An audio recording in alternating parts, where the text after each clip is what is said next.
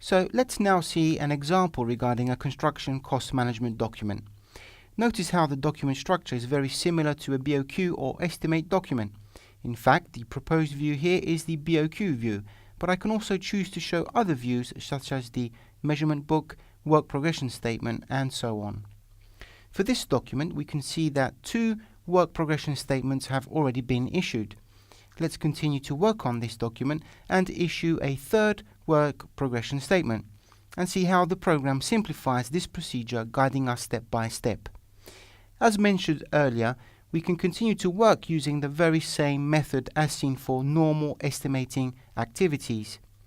We can in fact acquire a measured works item with drag and drop from our active price list and insert the relating measurements that were registered on site.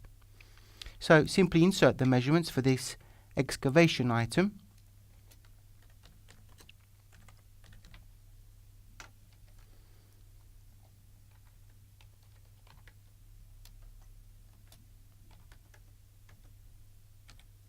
Same again, but this time for a lump sum works item, and denote the percentage of completion.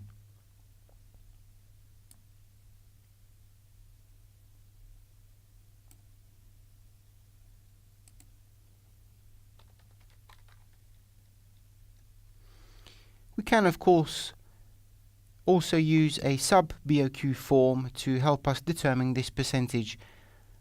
At this point, we can now issue our 3rd work progression statement.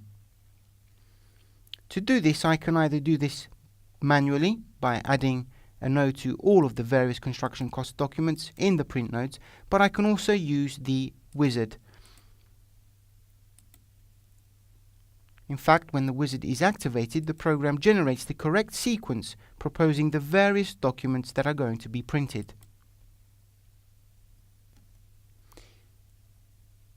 Measurement book, accounting register, cost summary, work progression statement, and interim payment certificate.